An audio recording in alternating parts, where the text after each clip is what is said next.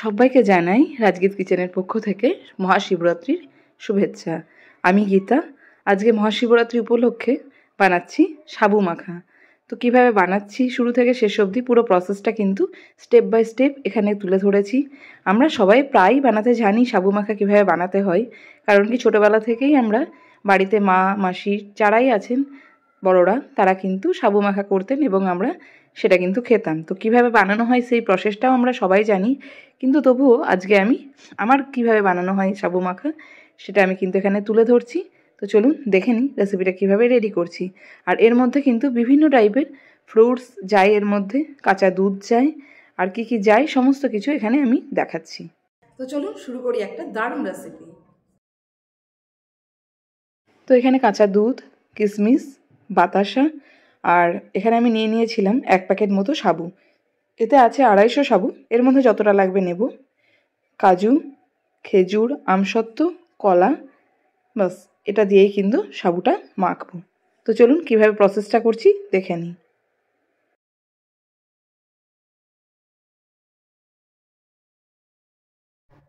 আর এর মধ্যে আমি দিয়ে দেবো হচ্ছে সন্দেশ, সেটা কিন্তু আমি প্রথমে দেখাইনি। আর এখানে বাতাসাটাকে আমি একটু গুঁড়ো করে নিয়েছি।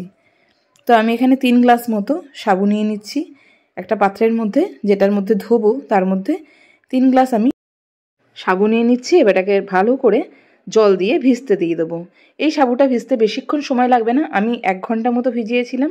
আর এটাকে দেখুন ধুয়ে নিচ্ছি একটু ভালো করে নাড়াচাড়া করে এটাকে ধুয়ে নিয়েছি। আর আমি একটা পাত্রের মধ্যে নিয়ে নিয়েছি দুধ, তার মধ্যে আমসত্ত্ব কুচি কুচি করে নিয়ে এটাকে মাখিয়ে নিয়েছি। এটাকে চামচ দিয়ে হালকা নাড়িয়ে, ছোটোবেলায় আমসত্ত্ব চাটনি খেতাম, এরকমভাবেই আমাদের মা বানিয়ে দিত। এই যে 3টে কলা, এটাকে ভালোভাবে এর মধ্যে কুচি করে নেব। কলা কিন্তু মাস্ট, তবে হ্যাঁ আমি একটা জিনিস স্কিপ করেছি এর মধ্যে, যেটা খেলে ভীষণ অম্বল টাইপের গ্যাস অম্বল হয়ে যায়। সাবু মাখা খেলে অ্যাকচুয়ালি গ্যাস অম্বল আমাদের হয় না, গ্যাস অম্বল হয় নারকেলটা দিলে। কাঁচা নারকেলটা কিন্তু আমাদের অনেকটা গ্যাস করে, সেই জন্য আমরা নারকেলটাকে স্কিপ করেছি এখানে। একটু দিয়ে দিলাম চেরি, আর এরপরে দিয়ে দিচ্ছি একটু কিশমিশ, কেটে রাখা খেজুরগুলোকে, বেশ অনেকটা পরিমাণ খেজুর দিয়েছি এর মধ্যে।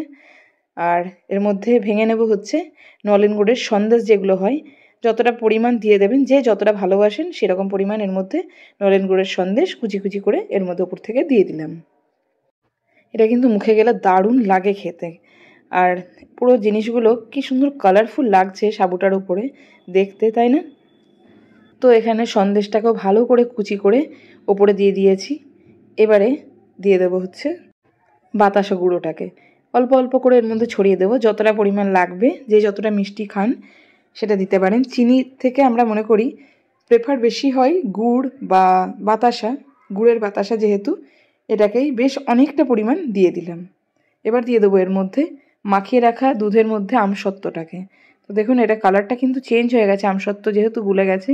আর একটু পরিমাণ বাটির মধ্যে বেঁচে গেছিলো, সেটাকে কিন্তু চামচে করে ওপর থেকে দিয়ে দিলাম। আপনাদের আরেকটা কথা বারবার বলে দিচ্ছি, এখানে যে যতটা পরিমাণ ইচ্ছা মতো দুধ, বাতাসা, খেজুর, আমসত্ত্ব, যত রকম ফ্রুটস দিতে পারেন, তো এগুলোকে সবগুলোকে দেওয়ার পরে ভালো করে কিন্তু মিশিয়ে নিতে হবে সমস্ত ফ্রুট অ্যান্ড সাবুটাকে। তো দেখুন খুব সুন্দরভাবে উপর থেকে নিচ অবধি এটাকে মাখিয়ে নিচ্ছি। আর এই মাখাতে মাখাতে কিন্তু বাতাসা যেগুলো একটুখানিও শক্ত হয়ে আছে ওটাও কিন্তু এর মধ্যে পুরো গলে যাবে। এবার দিয়ে দিলাম 1 কাপ মতো কাঁচা দুধ। দুধটা দেওয়ার পরে এটাকে কিন্তু একটা হাতার সাহায্যে আমি ভালো করে মাখিয়ে নিচ্ছি, কারণ কি এখানে কলা ভালো করে মাখিয়ে নেওয়া হয়ে গেছে আগেই। এবার যেগুলো ফ্রুট ছিল এটার সাথে দুধটাকে আমি ভালো করে মিশিয়ে নিলাম। এরপরে আরেকটু যদি মনে হয় এর মধ্যে মিষ্টি দিতে হবে, আমি কিন্তু আরেকটু বাতাসা গুঁড়ো এর মধ্যে দিয়ে দিয়েছি। আপনারা চাইলে স্কিপ করতে পারেন, বাতাসা বেশি পরিমাণ না দিয়ে অল্পও দিতে পারেন। এবার এটাকে ডেকোরেশনের জন্য চলুন দিয়ে দিই খেজুর, যেহেতু কাটা রেখে দিয়েছিলাম অল্প একটু। আর দিয়ে দিচ্ছি ওপর থেকে একটু পরিমাণ কিশমিশ, আর দিয়ে দেবো হচ্ছে চেরি, যে যেরকম কালারফুল করতে পারেন। আর দিয়ে দিচ্ছি আমসত্ত্ব কুচি করা। তো দেখুন লুক কিন্তু দারুণ হয়েছে, আর খেতেও কিন্তু দুর্দান্ত হয়েছে, দেখেই বোঝা যাচ্ছে। আর শিবরাত্রির দিনে আমরা অনেকেই উপোস থাকি বলে সন্ধ্যাবেলা দিয়ে এটা কিন্তু খাই। তো আমার রেসিপিটা যেটা বানালাম সাবু মাখার, আপনাদের নিশ্চয়ই পুরোটা দেখেছেন এবং ভালো লেগেছে। তো যদি ভালো লাগে তাহলে যেন চ্যানেলটিকে সাবস্ক্রাইব করে দেবেন পরবর্তী ভিডিও দেখার জন্য। আর আমি যেভাবে বানিয়েছি সাবু মাখা, শুধুমাত্র শিবরাত্রি না, অন্য দিনও বানিয়ে নিতে পারেন, খেতে কিন্তু দুর্দান্ত হয়। তো আপনারা এতক্ষণ দেখছিলেন গীতার সাথে রাজগীত কিচেনের সাবু মাখা রেসিপি। তো ভালো লাগলে যেন চ্যানেলটিকে সাবস্ক্রাইব করে দেবেন এবং আপনার মতামত অবশ্যই জানাবেন।